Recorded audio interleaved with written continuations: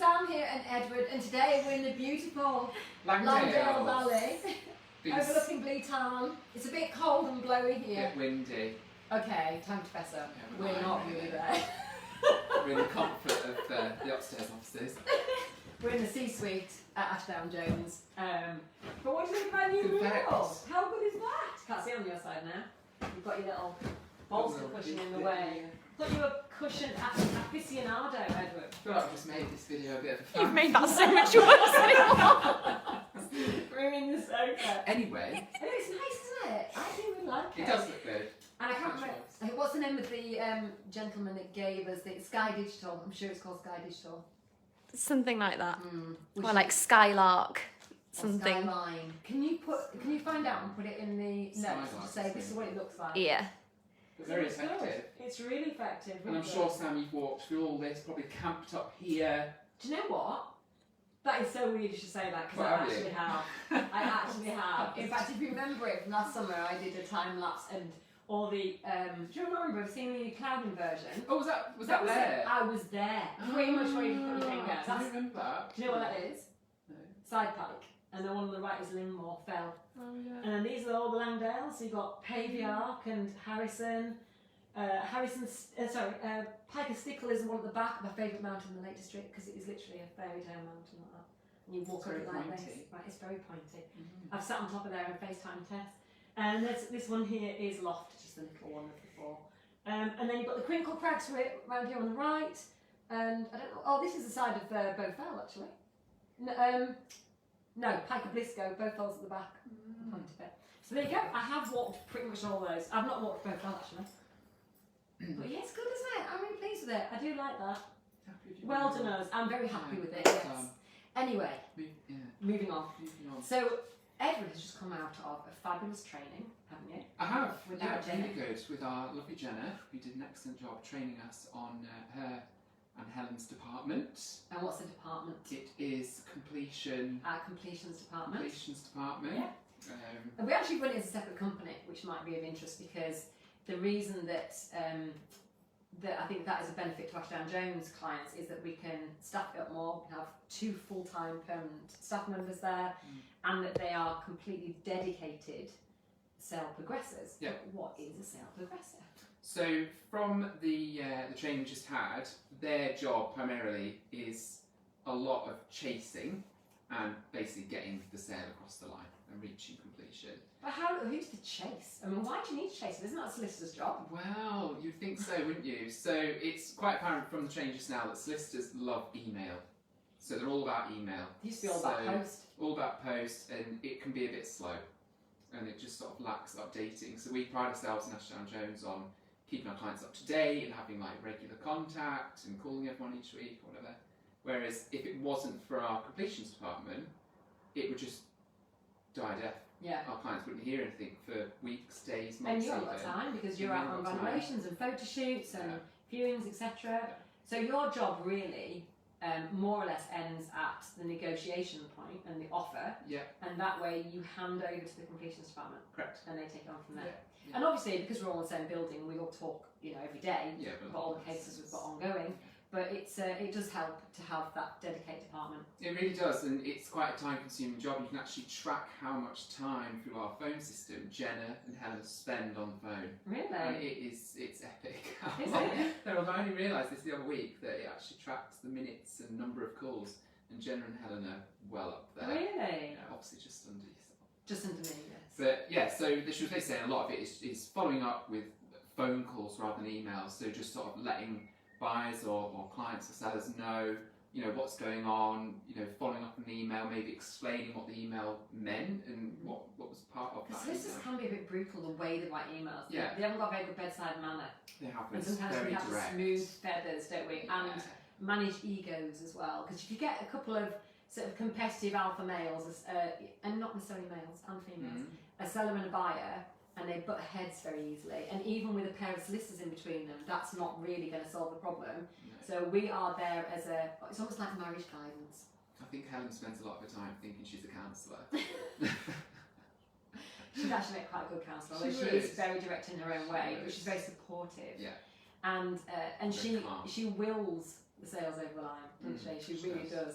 I mean, we have had a couple of cases recently that have been really difficult to manage. So one buyer absolutely wanted the bench outside the house, and the seller said absolutely not, and they butted heads. And Helen was able to go, look, you two. It's a bench. Ed was just going, just buy them a flipping bench.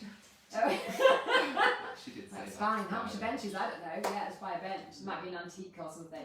And then another one we've had, and this is coming up more and more recently, where the buyer, just before exchange, surveyed back, finds Japanese knotweed on in the garden, and he's panicking.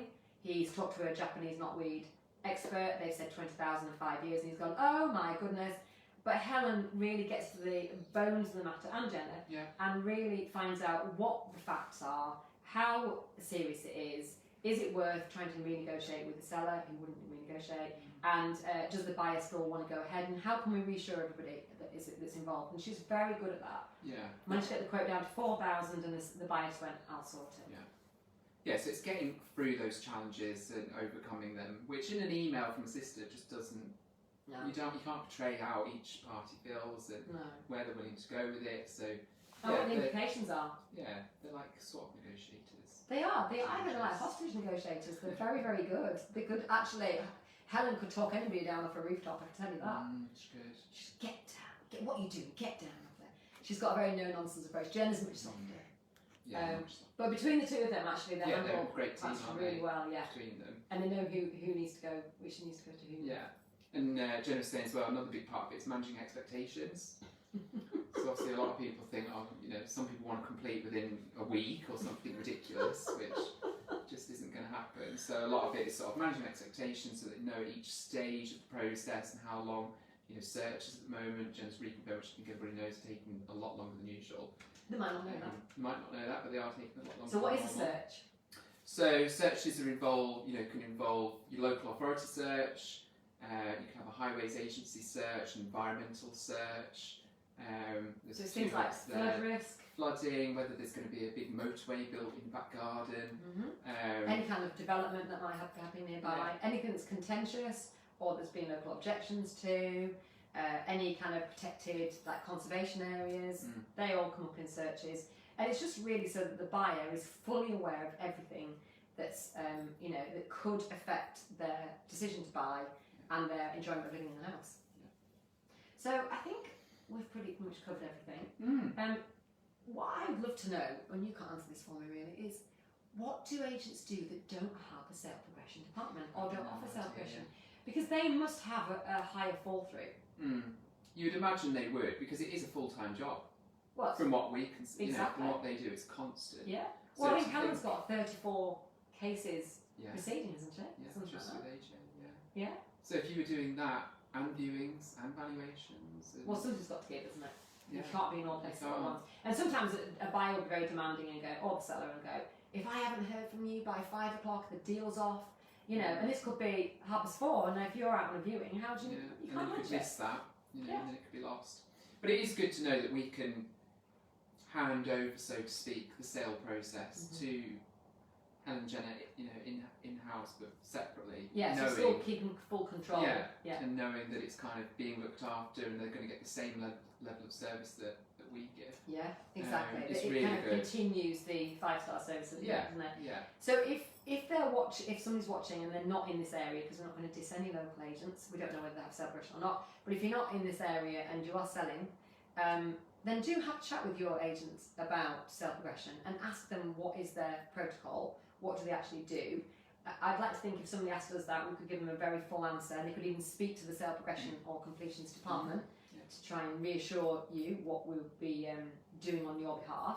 But for those people who've had a failed sale in the past, I think having a completions department is a real reassurance for them, isn't it? I agree, yeah. I think just knowing you've got that kind of safety net, that if something does come up, that it's not just going to be brushed on the rug or forgotten about or not looked into, to know that there's a dedicated team there that are going to do all they can to overcome that.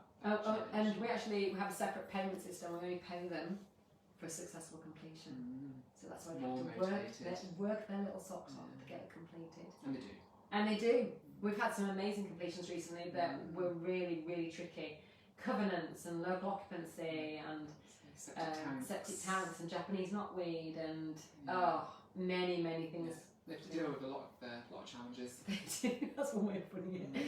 So if you'd like to know anything about how sale progression works, about how our completions department could help you get your sale over the line, then just give us a call. Edward, who is now an expert in sale progression because he's just had the training, will talk to you, or you can speak directly to the sale progression department. But if you want to speak to, and the reason I'm pointing over there is because they literally are through that door.